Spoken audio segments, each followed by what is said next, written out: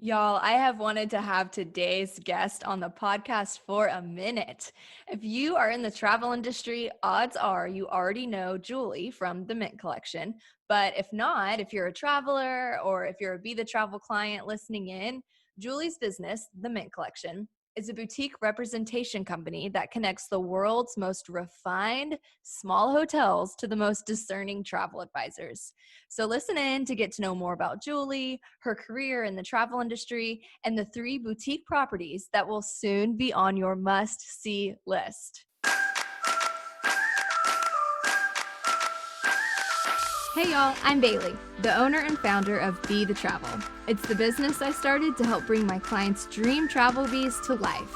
Whether they wanted to be inspired, be adventurous, be unplugged, or just be together with their loved ones in a beautiful destination, I wanted to serve them by taking the stressors of travel planning off of their plate. Right now, you're listening to Be the Travel Podcast, the place where I bring you my supplier and partner relationships, industry knowledge, and professional travel tips that I've accumulated along the way. Hopefully you'll listen in and find yourself even a little bit more inspired to create a travel bee of your own, whatever that might look like to you. Okie dokie. Alrighty, friend. So let's talk about you first. Tell me a little bit about you and just like your family and your personal life, but then also professional background and how you got to where you are today. All right, let's go ahead and get started. So I'm originally from North Carolina, so that's why I have a little bit of an accent still, but I've been up here in New Jersey now. It'll be 10 years this summer.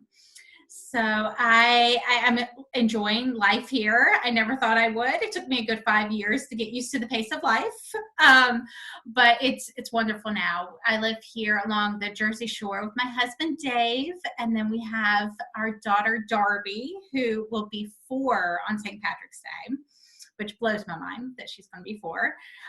And she is my favorite travel companion. That's amazing. He has traveled the world with me. We're actually going to Spain in a few weeks. And just the 2 of you? Well, my sister-in-law is coming as well. And yeah, it'll be a little girls trip. I'm visiting my property Mastora Ella over there. And yeah, it'll be fun. Is she like 4 going on 14? Oh, yes, absolutely. Yeah. I can no longer pick out her clothes in the morning. She does all that. And yeah, she has quite the personality. Very strong. It'll serve her well when she's about 25. Awesome. So tell me kind of how you got into the travel industry and then what I guess ultimately led you to starting the Mint Collection. Yeah. So when I was in North Carolina, I worked for a college sports marketing company. And after working in their accounting department for a while, I became their travel coordinator. And that was definitely the very boring corporate travel, same people going to the same places week after week. But so that was my toe into travel. And then moving up here to New Jersey, I took some time off and then fell into the leisure travel industry and have not left. I started working I've always been on the representation side of things. So I started working for a representation company, fell in love with the industry, had absolutely amazing opportunities with that company. And then I decided in 2018 that it was time for me to spread my wings and really challenge myself, both personally and professionally. So I started the Mint Collection. And really, my passion lies with the boutique properties that are independently owned and owner operated. Those are the types of places that I like to travel. So I knew that I wanted to solely focus on those types of hotels and destinations and just really shine their light here in the US. I was noticing that they sort of got lost in the mix of the big guys. And they're the ones that need the more attention because they have more stories, more details that need to be shared. So yeah, that's what I'm focusing on. Awesome. So let me back up a couple steps. You said you've always been on the representation side of things. And some people listening might not be as familiar with what exactly that means. A lot of my listeners are still a little bit, I guess, not as familiarized with the travel industry.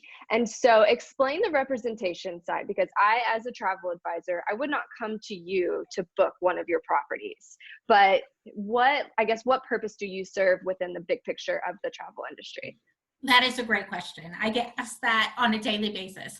So basically, in a nutshell, my whole goal is to educate travel advisors on the properties within my collection so that you will eventually send your clients there. So it's all about brand awareness, education, and just spreading word about the properties. Right, So right. my audience, go ahead. So your audience is the travel advisor side. Correct. And your clients are the properties, right? Yes, exactly. Okay. And tell me why you chose to build your business model to be facing towards travel advisors versus just travelers. Probably mainly because that's where my relationships lie. I've spent many years building and cultivating those relationships with travel advisors and also tour operators. And so that's where I feel most comfortable. And I love the fact that our industry is growing and the direct consumer is using travel advisors more and more. So I want to help promote that. I don't want to directly go to the traveler themselves and cut you all out, because I see so much value in what you all do. Love it. Love it. Okay. So you said that you intentionally set out to, your collection is filled of boutique properties. So those properties are mostly independently owned. And then you say best case scenario, owner operated. Tell me, like, when you hear a property is owner operated, what does that tell you as I guess just like a professional in that area? For me, that means that there is an extra level of attention to detail. That means that, from a representation company, that means I can WhatsApp the owner of the property and find out those obscure answers to the obscure questions. For instance, I had someone interested in doing a wellness retreat down to Futonge, and they wanted to know the temperature of a specific waterfall in March. Now, most people would not know that, but I was able to text the owner and ask him, and he was like, well, it's going to be between this degree and this degree.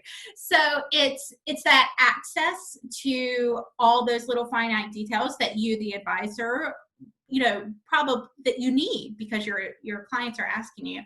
But also there's just this extra charm whenever the owner is so involved in the day-to-day operations. There's just, you can feel it when you walk through the doors. Yeah, we'll put that on the list of what Expedia cannot do for you. That the travel industry does for you. The temperature of a waterfall on this month. Yeah, that's the reality. I mean, those are the types of questions that we get and that we can deliver to people. That's why we have a job.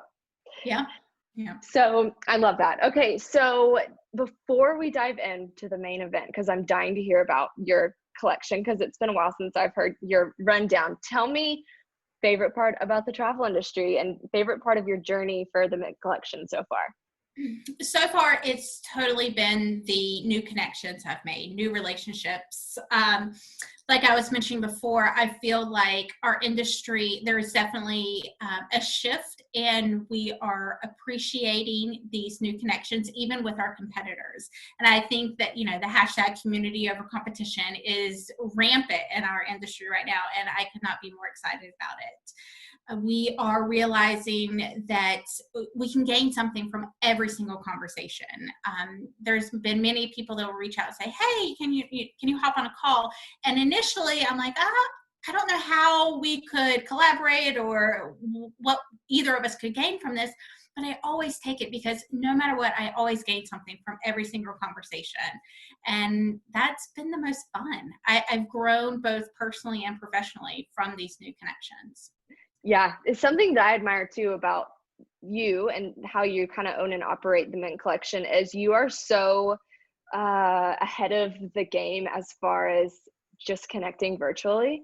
I love, and I'm sure that you go from city to city and connect with people in person too, but I love that you are so intentional about, like, I think we communicate once a week via Instagram, and you're just like always top of mind. And I know that I can always like reach out to you anytime I need anything at all. So I love that. It's definitely a fun part of the industry. I'm glad you mentioned that, and because that's my goal. I clearly our industry is growing and more people are working remotely, which is fantastic. But that means that as a representation company, I have to shift how I'm communicating with you. So the days of going into the same office month after month, giving the same presentation, those are kind of gone. However, those constant presence worked. That because that person was always at the top of your mind. So now I'm trying to use social media as a way to constantly be there without being annoying, and just inspire. And then that inspiration will lead to a deeper conversation. Yeah, absolutely. Well, I applaud you because you're like one of the best that I know for all the representation companies. Seriously, you do an amazing job. Okay, so for the bulk of this podcast, I really want to hear all about your properties. We've got 3 now, right? Yes. Okay, and then let's see, 2 are in Spain. The 2 other are one, in Chile, and then 1's in Spain. and then 1's in Spain. Okay, I mean, I'll let you take the floor, but tell me like how you landed in that part of the world and what led you to those 3 properties, I guess. Yeah. So, first of all, let me mention that I am open to the world as far as what properties I work with. To me, it's more about the story behind it, really what the property stands for, and really their mission in having a property.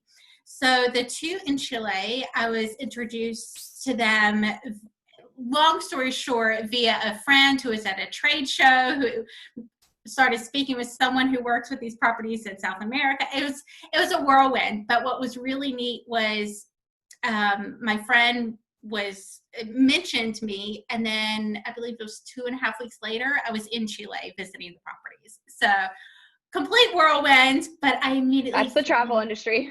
Yes. Do you want to hop on a plane tonight? Sure. But yeah, so the 2 properties in Chile, that's how they came to be. And a little bit about them. So Hotel Casa Real is set right outside Santiago. So, and it's actually set on the Santa Rita winery, which has been there for many, many, many years. The winery itself is a fairly large operation. However, the hotel is quite small still. It's the original owner's summer house that he used to live in. Yeah, and so there's 16 rooms, and it's this big, beautiful grand manor. All of the rooms face into the central courtyard area there, because in Chile, a lot of the older homes are in the shape of a U. And so the rooms are on either side of the U there. They face out into the central courtyard. And in addition to this beautiful home here, I think that the main point, or the main highlight, are the 100 acres of manicured gardens that surround the house. Gosh. So what's fun, and back to our owner-operated piece here, is that the owner, she's 82 years old now, and she comes every Wednesday morning and walks the gardens with the head gardener to, just point out different things that might need to be tended to or changed. What an angel. I know, right? So the gardens there are absolutely stunning, and it really ties into the purpose of traveling to Casa Real, because it's really a place to just relax and indulge and just take in everything that you are either about to embark on or that you've already experienced in Chile. What does the ideal client look like that would travel there? So the ideal client would be definitely an adult, because children are not welcome here. And it's for someone that's looking to really immerse themselves in the culture of Chile, but also taste delicious wines. So as a hotel guest, every evening you have a wine tasting on their outdoor terrace, which is lovely. But also you get a premium wine tour over at the winery. So to get over there, you can either go through a little secret door in the gardens, which is fun, or they'll have a horse and carriage pick you up at the house and take you over. Oh my gosh, how do you choose? I know, right? Well, I took the horse and carriage over and then walked back through the Obviously. It's a win-win. But yeah, so over on the winery side, you have, of course, your delicious wine tours and all that. There's a little cafe. There's an amazing little gift shop with so many handmade items. I got an alpaca, a wool, like little cardigan cape that I wear all the time. And, but the most fascinating piece over there, I think, besides the wine, is the museum. So there's a museum that you can walk through, and every piece, there's, I believe, over 3,000 pieces, are from the owner's personal collection. He has since passed away. His wife is still alive, but the gentleman, he has since passed away, but he collected things throughout his life. And so they created this beautiful museum out of all those pieces. Like what kinds of things? Just different artifacts from different cultures. And so when you walk through, you get a really great overview of the history of Chile, but also the different cultures that live there. And like there are these beautiful golden cups that, I mean, he had, I don't know how many exactly, but I would say there's over 100 of these beautiful chalices. And wow, what a thing to leave behind. I know, right? It's stunning. And I'll be the first to admit, I'm not a huge museum person. Like I can't spend hours upon hours, looking at things. This was really fascinating. Oh, and I just think that it's endearing that it was the husband of the sweet woman that still owns it and works there, and it was kind of his little prize collection. I love that. That's sweet. They say that before they created the museum, he had so much stuff. It was like overflowing in his house that like he was trying to hide it behind his bedside table, and it was like just overflowing their house. A hoarder of these artifacts. Yeah. So then from there, Futongue. And Futongue Hotel and Spa, that's in the Lakes District of Chile. So it's the northern Patagonia region, really. And from Santiago, so as you know, you always fly into most likely you fly into Santiago. And I don't know if I mentioned Casa Real is about 45 minutes from the airport there. So it's really great. It's easy to add Casa Real either at the beginning, in the middle, or at the end of a Chilean adventure. Okay. But then from there, so down from Santiago down to Osorno is about an hour and a half flight, and then it's an hour and a half drive to the property. So from Santiago, you can be at Futongue in 3 hours. Okay. If you've traveled through Chile, you can't get anywhere quickly. So 3 hours is a good a time frame there. But if for some reason the Osorno airport doesn't work, there are 3 other airports as far as options. Porto Montt will probably have the most daily flights here in the Lakes District. But so the history of Futongue is really fascinating. The family has been vacationing here at Lake Ronco for generations. And then a little over 20 years ago, the father was approached by a local, and he said, there's a lagoon at the top of the mountain you need to see.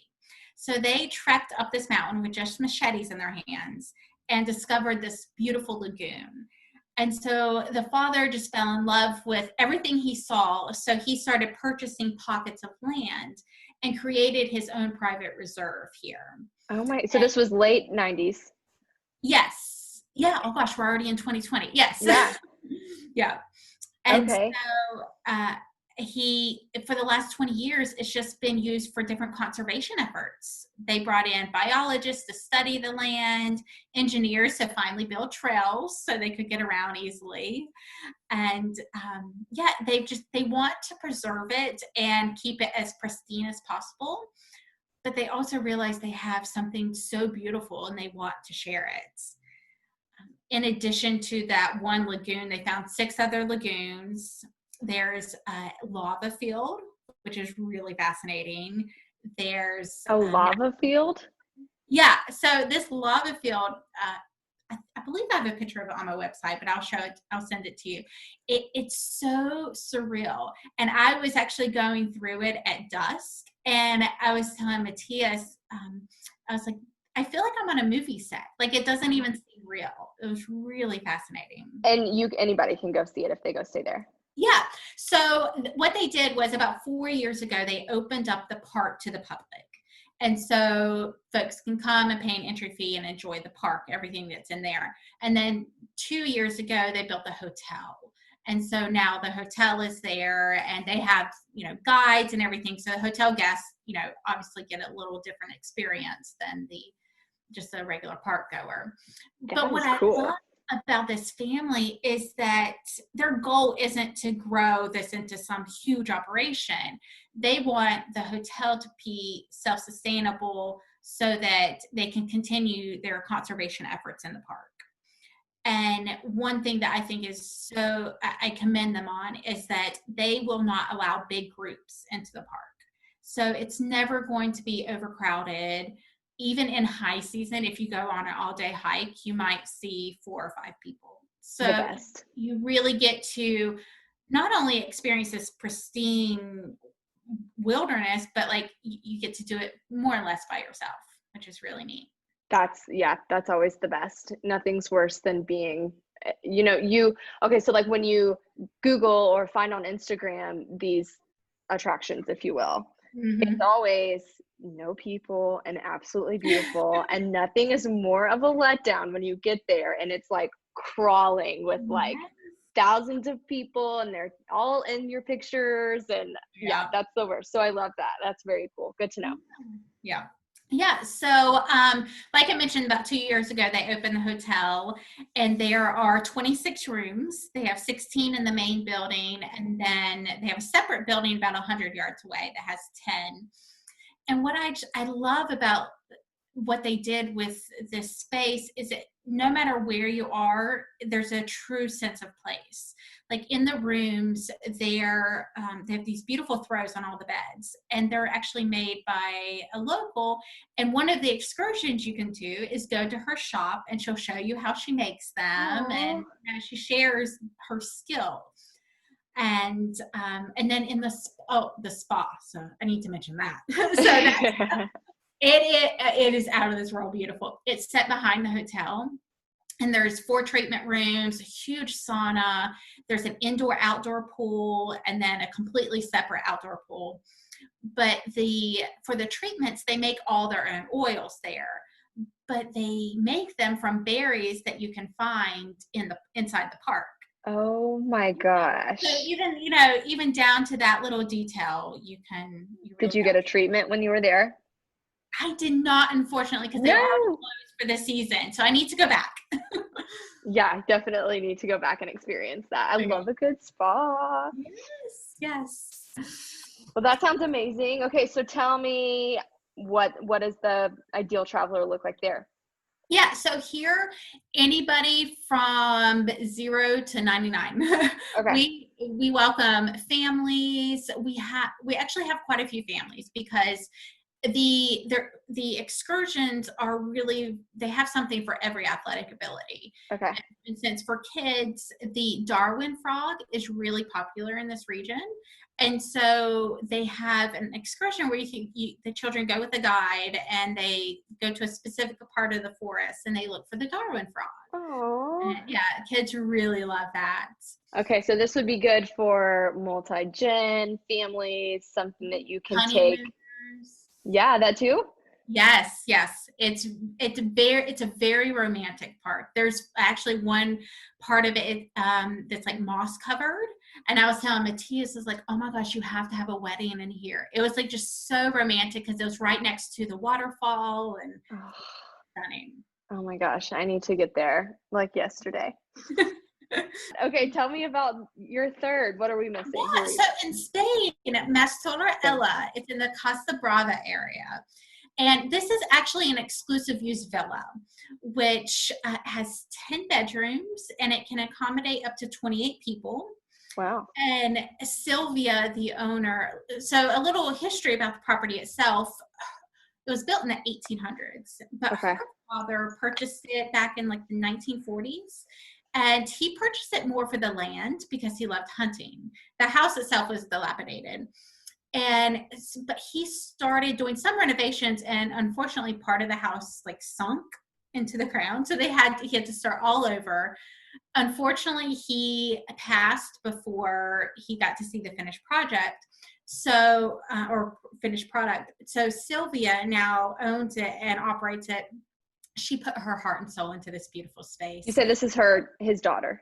Yes, Sylvia is his daughter.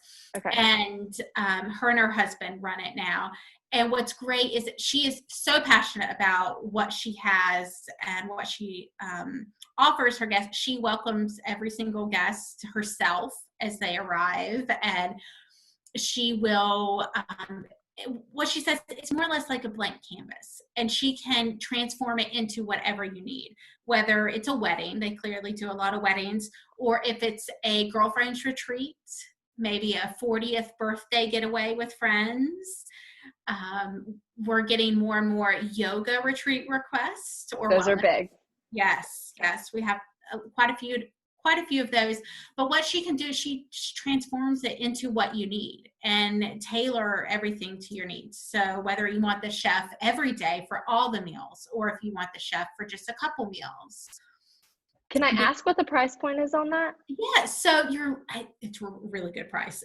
You're looking for a week stay in high season, about $20,000. It's not bad. It's really good considering, what a beautiful space you have and how hands-on.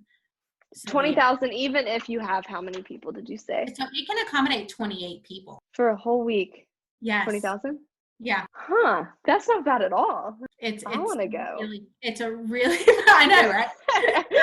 Girls get away. I know. Can we do the next vacation there? Yes.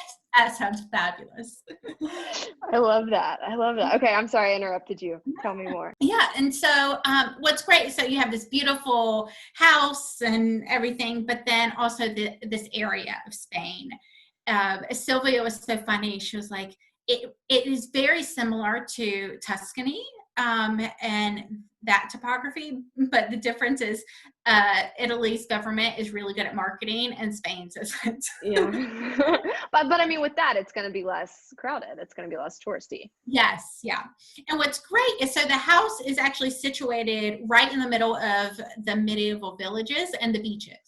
So you're really only a 10-minute drive from either one of those. So you have the beautiful beaches, you can explore the villages. There's a lot of golf in this area. Oh. And what a lot of guests will do is they'll do a boat tour. So you can see Casa Brava by sea, which is really beautiful as well. And then most folks do like to dine out because there's so many Michelin star restaurants right in this area. People will do that as well. Oh my gosh. Yeah, and then wine tastings. Sylvia will arrange wine tastings at the villa if you would like. And so, yeah, really, you can be very creative here. So let's end with this. Tell me your top 3 favorite takeaways from each property. Oh, top 3 favorite takeaways. Okay, well, let's work backwards. So Mas Ella, I love that Sylvia's right there to greet every guest. She's there to greet you. Actually, when I go in a couple weeks, she's introducing my daughter to her daughter. And so that owner operator, aspect is definitely there with Mas Ella. 2, I love that there's still so much authenticity to the house itself. Sylvia even said a lot of people will come over from the States and just want to touch the walls because they're so old. And the downstairs area where it used to be the wine cellars, now they're beautiful spa. 3, just all the offerings in the area. There is something to do for everyone, whether you have children there or just adults or even a corporate group. There's still a lot to do in the area for them. Oh my gosh. And then at Futongue, probably this year, now that they've added more and more of the cultural excursions, like for instance, the Mapuche culture still lives on a little island in the middle of Lake Ronco, and the family has great relationships with them. So one of the excursions is you can take their boat over to the island and see how they live and meet with them and just really dive into their culture. So that's one. Two has to be the spa. It just is so stunning and relaxing after a long day of hiking. And then three, I mean, just the park itself is so diverse. They have natural hot springs, which I don't think I mentioned this. This is kind of fun. So the geysers are at the very top of the mountain, and they built these beautiful pools so you can enjoy the hot springs. Well, they learned quickly no one wanted to hike that far up in one day. So they decided they're piping down the hot water, and they built new pools. Oh my gosh. And hike, it's more like a 3-hour hike now, and you can enjoy the hot springs. Versus a what? What would have taken you before?